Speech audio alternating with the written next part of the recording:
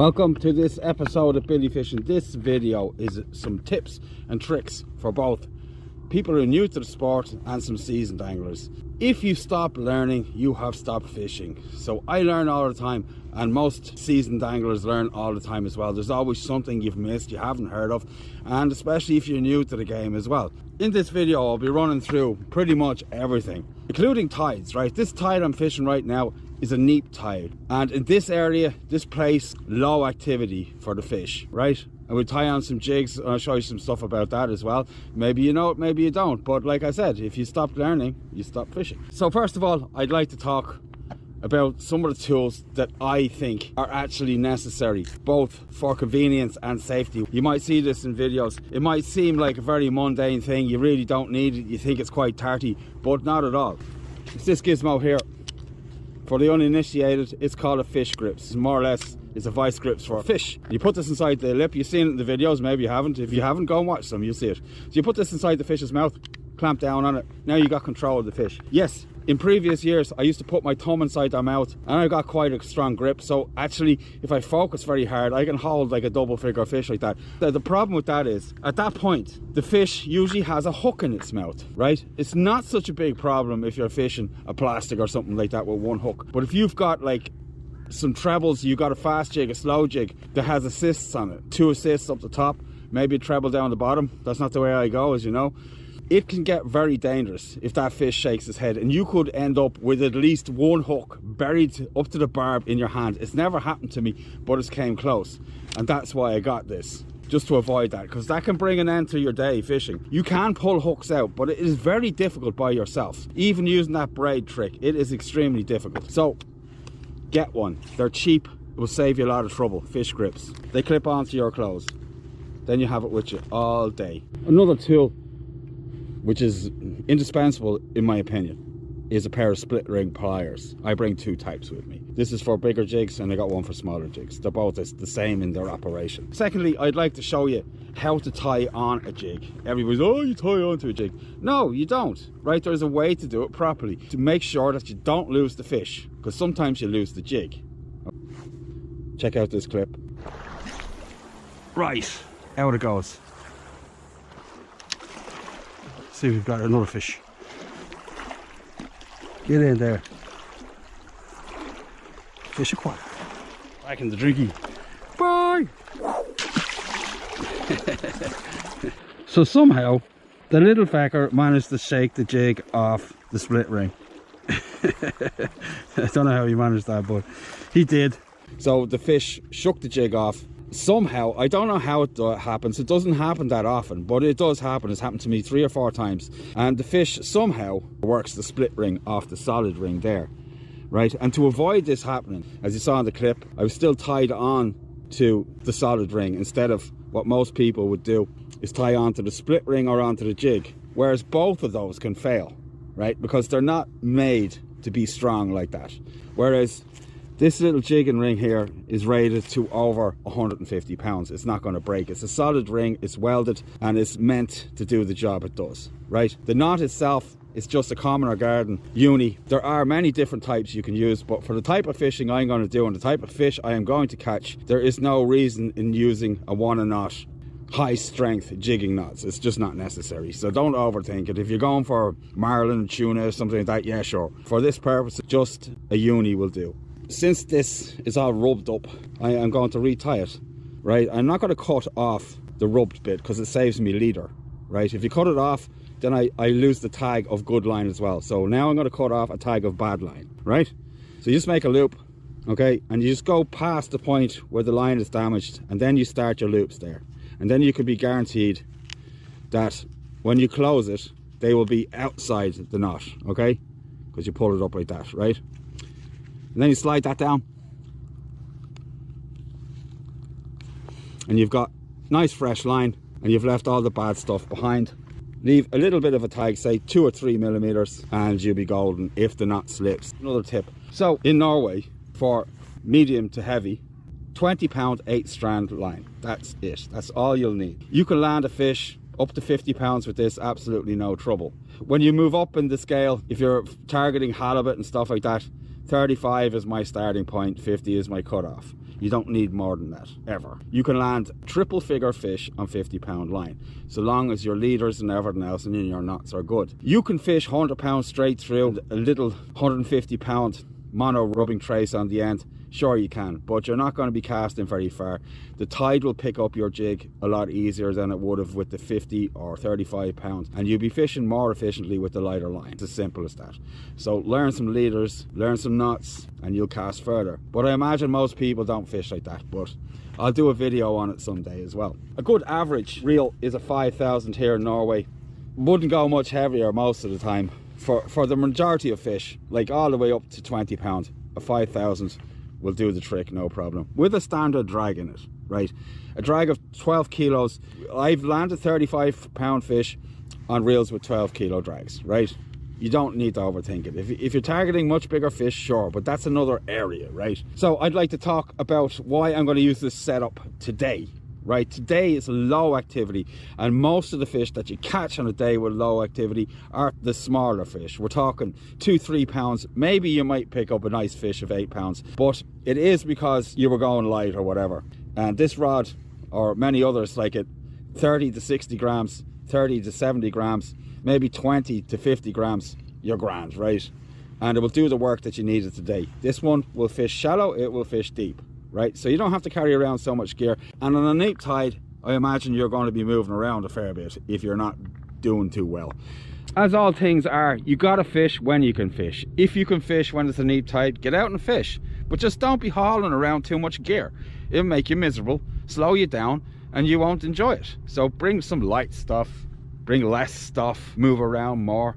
Sure, if you like, you can stand at the one spot and just whip the water to a foam and not get anywhere, or you can give it an hour once the tide starts pushing, and then if you're not catching, go somewhere else, try something else. Maybe you'll fish the shallow water that's over here to the left. Sometimes on the neeps the fish to be hanging out in there, they know there's nothing on in the tide, so they'll be hanging out there instead. Try stuff you wouldn't normally try. You might get surprised in what happens. Okay, so we got a cast in. So this is what I'm going to be throwing into the shallow water. Bill makes the best sand eel imitation I've ever seen. I'll link Bill's site in the description. A lot of people think that you need leaks and clips, or you can use a perfection loop or whatever the hell. In my experience, I've tried everything. It doesn't really make a difference, but you can put a clip on it if you like, or you can tie a perfection loop. All I say is about the clips is that's something you're going to lose, it's something you're going to have to replace, right? So I really wouldn't go there. If you're fishing a very clean place and you're changing lures all the time, by all means put a quick link of some type on the end of this, right? So you can just change lures more quickly without having to break out your pliers or whatever, your scissors, and retie all the time. And also your leader gets shorter. By all means, but if you're fishing in the rough stuff, just tie onto it. Mostly it's pollock. They're not that choosy. They're ambush predators. They strike quickly. They think about it afterwards. It's one of their problems. But don't tell them, okay? If they figure it out, I'm done. Get this guy into the shallow water. Let's see what we get out of there. It's most likely I will only catch small fish, right? But I'm fishing, and you'll take what you can get, right? Obviously, if you get a good fish, kudos. But if you don't, it's better to catch something than nothing, even a bloody whiting, right? Okay, so we got a cast in. Also, get some gloves. They help a lot. Keep the wind off your fingers, stop you from getting line cuts. This place here is shallow and it's snaggy. You can see the bottom. So we got a cast in and we see what's in there. There might be a pollock, there might be a red cod, there might be a whiting, who knows.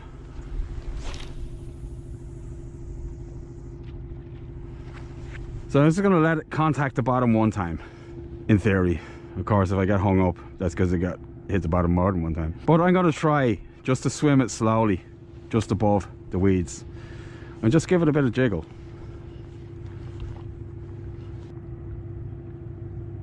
I'm just guessing that there's like 5 meters of water there. So experience tells me how long I should let it sink. Also, you know, if you use a smaller jig, it's more likely that you're going to catch a smaller fish, right? Because they're less afraid of it than they would be a huge jig. But of course, you all see fish take jigs as big as their bodies, but I would call them the dummies of the bunch, right? Lovely little action on that tail. So there was nothing in there, so I'm going to cast it out here in front of me. Like this, right? That's how you find fish. But you can also do that with how you vary the depth of the retrieve as well. You can start like a little bit higher up, a little bit lower down, a little bit lower down, until you lose the jig. Losing jigs is a part of it. If you're not losing jigs, you're not fishing. What you're doing is winding something through the water and not catching any fish. If you say, but it gets expensive, start making your own tackle. The initial investment will see you very well for the rest of your fishing career. It's not that expensive anyway. You can pick up jig molds for 30 quid. How you source the lead is up to you. There's many different ways, but of course you got to get creative. Like most jigs, even when you stop winding, they are still fishing. The tail still paddles on that guy, and on a fast jig they still twist and twirl. On a slow jig they still flutter. And when you get closer to the rocks, just keep winding, because the fish will be around the margins or close to the surface anyway, in the cover, hiding, which you might get a strike off something now.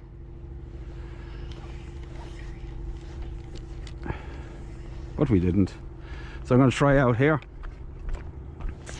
where the water's getting a bit deeper, and I know from looking at the sea charts, which you can find in the app stores on every phone, just go in there, search out a navigation app, pay whatever the hell they want, and it will make your fishing so much better. Trust me. Now it's going to take quite a while for that to reach the bottom there.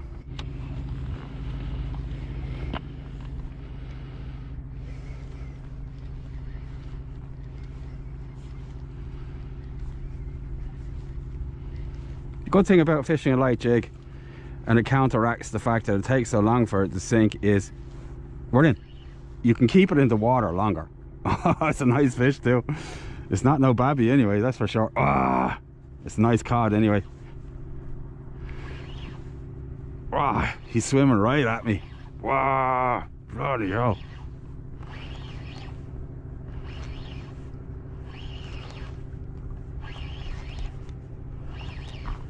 Also, bigger fish will also take small jigs, as well as small fish taking big jigs. He's a big guy. Oh no. Oh, he's trying to push me into a rock. But to keep the pressure on, keep the rod up high. Don't let it go down past your shoulder. Keep that tip up. Not too high or you'll snap it off the rod. Here he comes. Nice red cod. I'm going to actually keep this guy because I need some food while I'm at it. If I can land him. I haven't landed him yet. I'm getting ahead of the game there. Anyway, don't pull too hard now. The hook will come out of his face. We got a nice fish for the video and a nice fish for the tea. As long as I don't go in the drink, I'll be grand. So as long as you keep that fish's head up out of the water, he can't take off on you. Ah, no, no, no.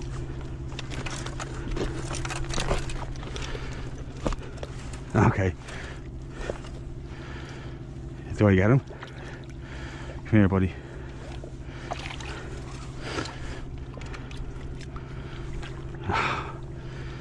Bugger. He got my jig. He ate the leader off that. Ah, damn it. Anyway, that happens. Don't forget, cod also have very tough teeth. If the knot had snapped, it'd be curly. Right. So we call that one released at the dock, right? Anyway, that jig will fall out of his face after he's shaking his head a few times. It will start to irritate him and he'll slash his head around and it will come out of his mouth. So don't worry about it too much, okay? First fish on deck, a nice red cod. I would have said about 6 or 7 pounds anyway. So he gave me a merry little dance on this setup here. I don't often lose them, right, because of the 30-pound line. It does happen on occasion. I've had them saw through 80-pound line, right? Bigger fish than that, but still, nonetheless. 20-pound fish can saw through 80-pound fishing line. If you're fishing ground baits in particular, use something stronger like 100. You'll get away with it 9 times out of 10, but one day it will be that fish of a lifetime and he will saw straight through it. So I always fish snoods of 100 pound with baits for cod or whatever in here in Norway, because the fish can get surprisingly big all of a sudden when you're not expecting it. But with jigs and stuff like that, you can get away with 30-40 pound. I got unlucky. What I'm going to do now is I'm going to check the line, I'm going to change the leader, and I'm going to tie the knot. A lot of people check the leader like I have been doing, right? When you're fishing around rocks and steep cliffs like this and the fish takes you down in around the rocks, the seaweed and all the rest of it, it's not just the rubbing leader that gets a hammering, also the main line does too. I'm going to check a little bit more than what I would use for casting, and I'll pay most attention obviously to the line up around the leader and the leader knot. You can see it's a different color because it gets a bit of rubbing through the weed and everything else. Yeah, here we go. It's right up here. I hope you'll be able to see it. So you can see it there. It's beginning to fray as that fish pushed me into the rocks. So I'm going to cut off a few feet behind it and retie it. Now I'm going to change to 40 pound mono, right, because I just lost the fish. If I retied with the other 30 pound fluoro blend and I lost the fish again, I'd feel quite stupid. So how long are my leaders? My leaders are this long, right, as tall as me, but by the time I've retied the leader knot and put a jig on the end of it, it's probably about this much shorter. Okay, so that's what I'm going to do. So I've measured it out. I'm going to cut it. Now I'm going to show you my leader knot. Called the BF knot, as tacky as it is, but things have got to have a name, right? This knot is so stupidly simple. It's unbelievable, right? And it's quick. I have a detailed bit of footage which I'm going to show right now. So thank you, Billy. I'll take over from here. Right, as all things go, the thinner the line, the more turns you need with all knots. And this is no different. This is 80, this is 100, so I will be using less. My friend out on the beach there, he will help you out with the rest of it. Oh yeah, and tell him his hat is on the inside out, by the way. Just to annoy him, right? So this is how the knot goes. So this is 100 pounds, this is 80 pounds, so I'm going to use 3 on the top, 4 on the bottom, 4 back up, 3 back up. Okay, you'll see what I mean. So you take your leader, you put a loop in it. Then you take your main line, which is the braid, you go through the loop. Then you go around the leader 3 times. So once, twice, 3 times, okay? Follow back the tag between your thumb and your forefinger. Now you go around the leader again another 4 times. Once, twice, 3 times, 4 times, okay? Then back up again. Once, twice, 3 times, 4 times. You let go of the tag. They'll find their own way, don't worry about it. Then you go around again another 3 times. So once, twice,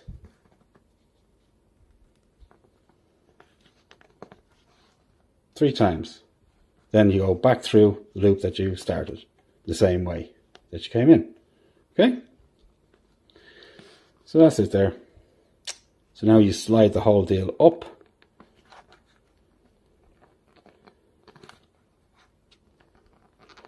And that's it. Now all you need to do is pull this incrementally, cinch it down until it goes hard. My guy on the beach will finish off the knot and you'll see how that's done. Alright, nice. I hope that explained how to tie the knot. Now I'm going to show you how quickly you can tie this knot. The reason why I don't use FGs and stuff like that is because I will spend the entire day tying knots because I fish on the bottom. FGs are good for surface plugging and stuff like that. It's still a good knot, but it's not a practical knot. So I'm going to do 5 turns around top. 1, 2, 3, 4, 5. Right, pull the tag back, pinch it in your fingers. 1, 2, 3, 4, 5, 6, 7. Right, back down the way you came. 1, 2, 3, 4, 5, 6, 7. Let the tag go. Right, and then around the last bit 5 times because you did 5 down. You go back around 5 times. So 1, 2, 3, 4, yeah, 5, right, and then back through the loop that you made at the beginning. Okay, and slide the whole lot up. There you go. Moisten it, tighten it a little bit. Okay, now if you try to tighten this knot with your fingers, the line is going to cut into your fingers and you're going to bleed and you're going to be in pain. I have tools, right? You could just use 2 pieces of wood, your gloves, whatever you've got. I like this. It's easy, it's quick, and it allows me to know how much tension I'm putting on the knot. If I use gloves, sometimes I over tighten it and I break it. So you pull it gently in succession. Don't try and tighten it one go, just cinch it down slowly. Pull the top tag, pull the middle tag, and you're good. Because I fish around rocks and this leader knot sometimes goes inside the first or second tip rings, I like to put glue on it. It gives it an extra layer of protection from abrasion and being knocked by the eyes. Right, also if it goes into the rocks, yeah, then I put a drop of super glue on it just to make sure it doesn't come undone. Roll it through your fingers and you're good to go. That's it. So that's my leader knot. Hope it helps you out. This is the next jig, another one by Bill Hurley. We get in the water and see if we get a fishy. So I'm going to try this area here. It is even more shallow here than it was the other side, so I'm using a slightly lighter jig. This one is 25 grams. So I've done some damage control on the leaders and the main line, as you should. And then we give it a few more casts around here with this little dinker. Can't fish the deep water with it, obviously. You'd be here for the rest of the day, just waiting for it to hit the bottom. 25 grams. Right, we're down ish.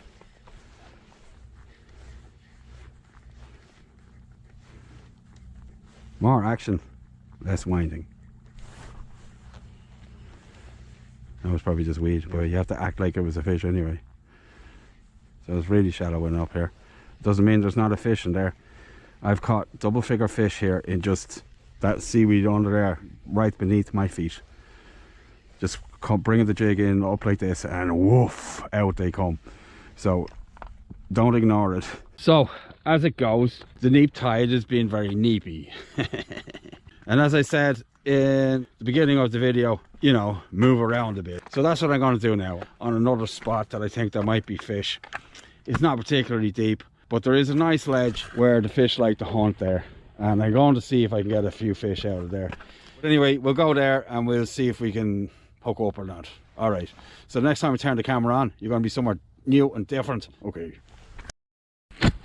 so I am scrambling. My dinner escaped in the last portion of the video and the tide is retreating, which is a good thing for this mark, but this is my best guess because there's a good current that runs through this place between these islands most of the time. So I'm here to exercise a theory, right?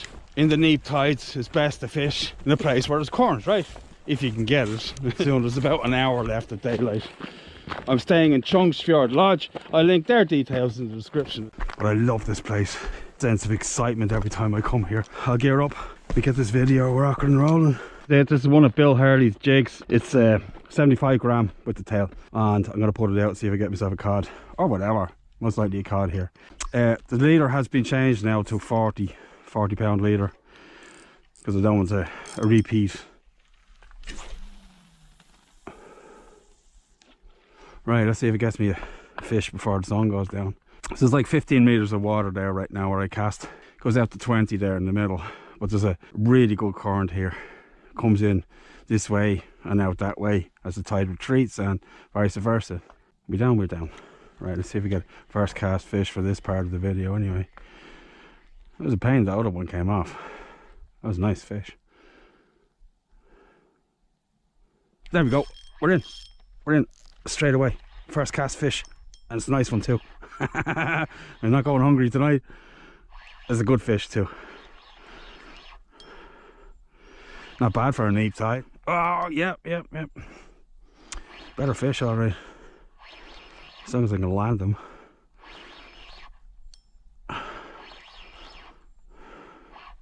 Oh.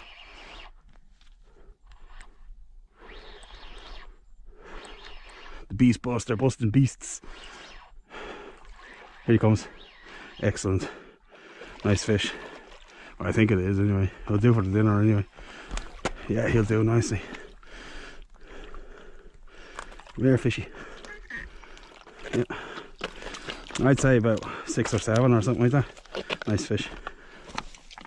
Oh, that jig just fell out. So there he is. 6 or 7, something like that. Definitely 6 anyway. So nice fish. I'm going to kill it, get it ready for the pot. Anyway, I was getting worried there for a minute. I thought I was going to go hungry. Scrambling, scrambling. Is this video turned into something different? I think it is. See how many fish I can get before the sun goes down. I need 2 to make a decent chowder. 2 of those fish there. I don't care what type of fish I put in chowders. Cod, halibut, pollock, coley, I don't care. Whatever, haddock, who cares?